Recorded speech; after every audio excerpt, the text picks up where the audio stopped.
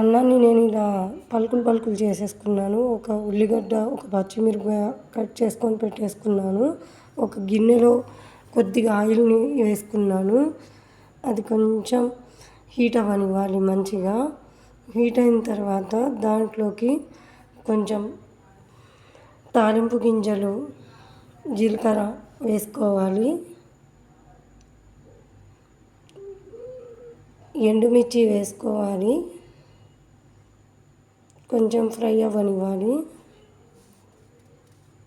కొంచెం కరివేపాకు వేసుకుంటున్నాను. కట్ చేసి పెట్టుకున్న పచ్చిమిరపకాయలు, ఉల్లిగడ్డను కూడా వేస్తున్నాను. అవి కూడా కొంచెం మంచిగా ఫ్రై అవ్వనివ్వాలి.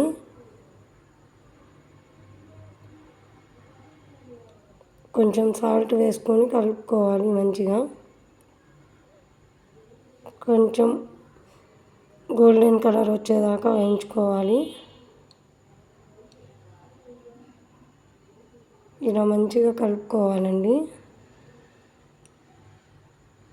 తర్వాత కొంచెం కారం యాడ్ చేస్తున్నాను.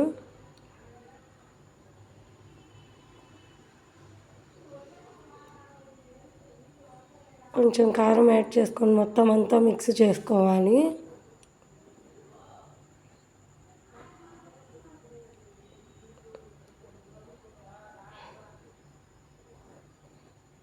ఇలా మొత్తం అంతా కలుపుకోవాలి. నేనైతే కారం ఇంకొంచెం యాడ్ చేసుకున్నాను సరిపోలేదని. తర్వాత అన్నాన్ని కూడా వేసి మంచిగా మిక్స్ చేసుకోవాలి. మిక్స్ చేసుకోవాలండి మంచిగా. అన్నం మొత్తాన్ని వేసి ఒక్క 2 minutes వరకు మంచిగా కలుపుకోవాలి. ఇలా మంచిగా మిక్స్ చేసుకోవాలండి.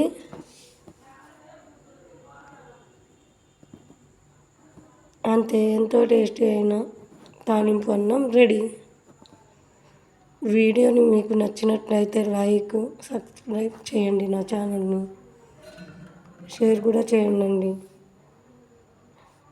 సూపర్గా ఉంటుందండి, ట్రై చేసి చూడండి.